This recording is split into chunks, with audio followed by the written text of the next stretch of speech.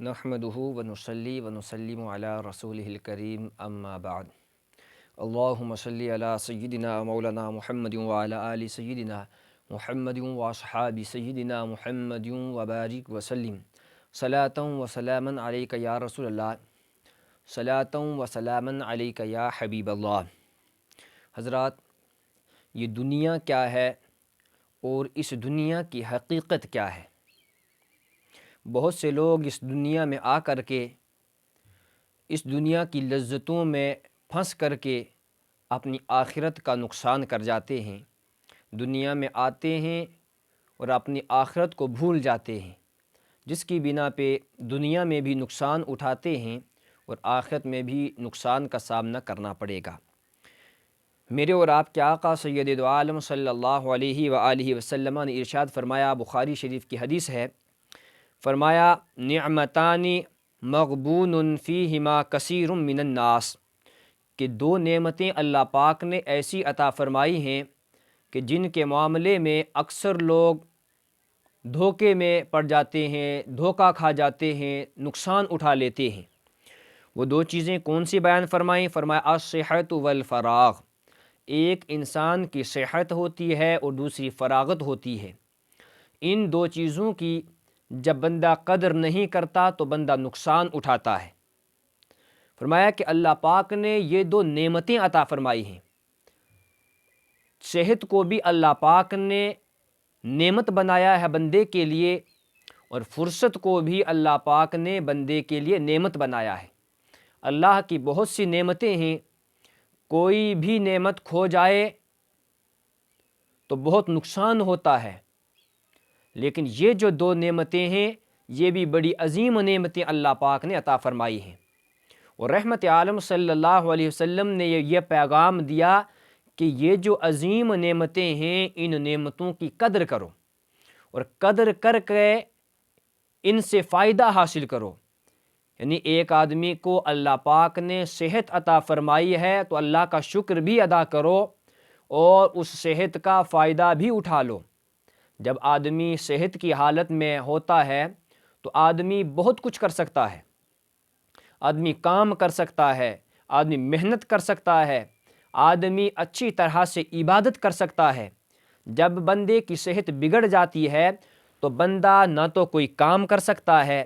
نہ تو کوئی محنت کر سکتا ہے، نہ تو صحیح طرح سے اللہ رب العزت کی عبادت کر سکتا ہے۔ تو اللہ کے نبی صلی اللہ علیہ وسلم نے فرمایا کہ جب تمہاری صحت صحیح ہو تو اس کو غنیمت جانو، اس کو غنیمت جان کر کے اللہ کے راستے پہ لگا دو، دین کے راستے پر لگا دو، محنت کرو، مشقت کرو، رب کا ذکر کر لو، اس جوانی کو غنیمت سمجھ لو، اپنی تندرستی اور اپنی صحت مندی کو غنیمت سمجھو، اور غنیمت سمجھ کر کے اللہ کی رضا کے راستے پر ڈال دو۔ جب تم اللہ کی رضا کے راستے پر ڈال دو گے تو اس نعمت کی تم قدر کر لو گے، اور جب جو بندہ اللہ کی نعمتوں کی قدر کر لیتا ہے تو اللہ رب العزت نعمتوں میں اور اضافہ عطا فرماتا ہے اور نعمتیں دیتا ہے۔ تو اس لیے جب بندے کی صحت صحیح ہو تو اس وقت بھی بندے کو دین کا کام کرنا چاہیے، عبادات میں اپنے آپ کو لگا دینا چاہیے، اور جب بندے کی طبیعت بگڑ جاتی ہے تو بندہ صحیح طرح سے عبادت نہیں کر سکتا۔ اور دوسری چیز اللہ کے نبی نے جو بیان فرمائی، فرمایا کہ بندہ فارغ ہو۔ جب بندہ فارغ ہوتا ہے، بندے کے پاس کوئی مشغولیت نہیں ہوتی، تو اس وقت بھی بندہ اللہ رب العزت کی عبادت صحیح طرح سے کر سکتا ہے۔ اس لیے ان دو نعمتوں کی قدر کر کے ہمیں اپنی دنیا کو بھی سنوارنا ہے اور ہمیں اپنی آخرت کو بھی سنوارنا ہے، اور ان دو نعمتوں کی ناقدری نہیں کرنی۔ اگر ہم ان دو نعمتوں کی ناقدری کریں گے تو ہم دنیا میں بھی کامیاب نہیں ہو سکتے اور آخرت میں بھی کامیاب نہیں ہو سکتے۔ جب ہم ان دو نعمتوں کی قدر نہیں کریں گے، صحت مندی کی حالت میں عبادت کی طرف نہیں بڑھیں گے، اللہ اور رسول کی طرف نہیں بڑھیں گے، تو ہم کل قیامت کے دن کامیاب نہیں ہو سکتے۔ یہ دنیا کیا ہے اور اس دنیا کی حقیقت کیا ہے؟ میرے اور آپ کے آقا سید دو عالم صلی اللہ علیہ وسلم نے ارشاد فرمایا مل واللہ مد دنیا فی الآخرۃ الا مثل ما یجعل احدکم اصبعہ فی الیم فَلْيَنْظُرْ بِمَا يَرْجِعُ۔ اللہ کے نبی صلی اللہ علیہ وسلم نے ارشاد فرمایا، خدا کی قسم آخرت کے مقابلے میں اس دنیا کی اتنی حیثیت بھی نہیں ہے کہ تم میں سے کوئی آدمی اپنی انگلی کو سمندر میں ڈالے اور سمندر سے واپس نکالے اور پھر دیکھے کہ سمندر میں سے تمہاری انگلی کے ساتھ کتنا پانی آیا ہے۔ یعنی کہ تمہاری انگلی کے ساتھ جتنا پانی آ رہا ہے اتنی بھی اس دنیا کی آخرت کے مقابلے میں کوئی حیثیت نہیں ہے۔ یعنی کہ رہنا اس دنیا میں ہے، اس دنیا میں رہ کر کے اپنی آخرت کی تیاری کرنی ہے، کیونکہ اصل معاملہ اور اصل چیز تمہاری آخرت ہے، اصل جو معاملہ ہے وہ آخرت کا ہے۔ اس لیے اس دنیا میں رہ کر کے اس کی تیاری کرنی چاہیے جہاں ہمیشہ آپ نے رہنا ہے۔ یہ دنیا کتنی بے وقعت ہے، اس دنیا کی کیا حیثیت ہے۔ ہم اس دنیا میں رہتے ہیں، ہم اس دنیا کو سب کچھ سمجھ لیتے ہیں، ہم اس دنیا میں رہتے ہیں، ہم اپنا دل دنیا سے لگا لیتے ہیں۔ فرمایا نہیں، اس دنیا میں تم رہتے ہو تو دنیا میں رہ کر کے دل لگانا ہے تو آخرت کے ساتھ لگانا ہے، اپنا دل دینا ہے تو اللہ کو دینا ہے، اللہ کے نبی صلی اللہ علیہ وسلم کو دینا ہے۔ اس دنیا میں رہ کر کے آخرت کی تیاری کرنی ہے، اس دنیا میں رہ کر کے قبر کی تیاری کرنی ہے، نیک اعمال کرنے ہیں۔ اس دنیا میں رہ کر کے اس دنیا ہی کا نہیں بن جانا۔ اس لیے ہمیں اپنی آخرت اور ہمیں اپنی قبر کے بارے میں سوچنا ہوگا۔ ایک اور حدیث میں ہے، حضرت جابر رضی اللہ تعالیٰ عنہ روایت کرتے ہیں کہ اللہ کے نبی صلی اللہ علیہ وسلم کا گزر ایک ایسے بکری کے بچے پر سے ہوا جو مردہ بچہ تھا۔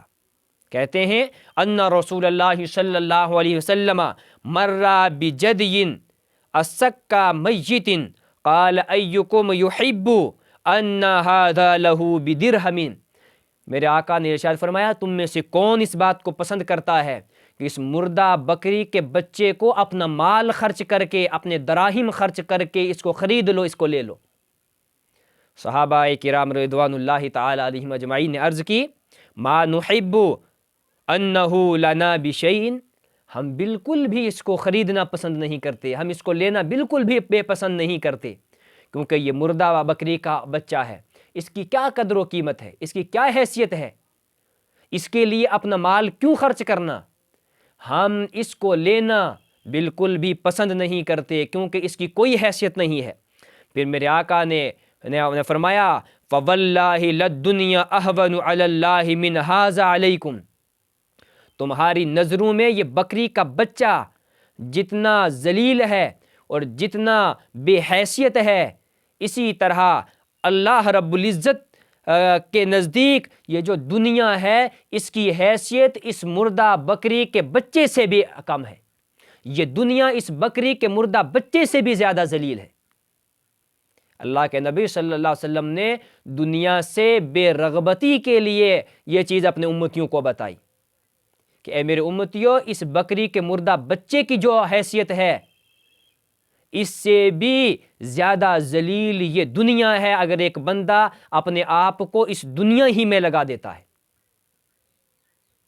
اگر بندہ سب کچھ دنیا ہی کو سمجھ لیتا ہے، اگر آخرت کو بھول جاتا ہے، تو یہ دنیا اس بکری کے بچے سے بھی زیادہ ذلیل ہے۔ یعنی کہ اس بکری کے بچے کی پھر کوئی حیثیت ہے، اس بکری کے بچے کی تو حیثیت ہے لیکن اس دنیا کی اتنی حیثیت بھی نہیں ہے۔ اس لیے تم نے دنیا کے ساتھ دل نہیں لگانا بلکہ اللہ اور اللہ کی رضا والے اعمال کرنے ہیں، اپنی آخرت کی اور اپنے قبر کی تیاری کرنی ہے، اپنا دل اس دنیا کو نہیں دینا۔ پھر ایک حدیث میں ہے، رحمت عالم صلی اللہ علیہ وسلم کا فرمان ہے، حضرت ابو ہریرہ رضی اللہ تعالیٰ عنہ روایت کرتے ہیں کہ رحمت عالم صلی اللہ علیہ وسلم نے ارشاد فرمایا، الدنیا سجن المؤمن وجنت الکافر، کہ یہ جو دنیا ہے یہ ایمان والے کے لیے، یہ مومن کے لیے قید خانہ ہے، وجنت الکافر، اور غیر مسلم کے لیے یہ جنت ہے، یہ آرام کی جگہ ہے۔ فرمایا کہ ایمان والے کے لیے دنیا تکلیفوں کی جگہ ہے، پریشانیوں کی جگہ ہے۔ اگر ایمان والا اس کی پریشانیوں کو برداشت کر لیتا ہے، اس کی تکلیفوں کو برداشت کر لیتا ہے،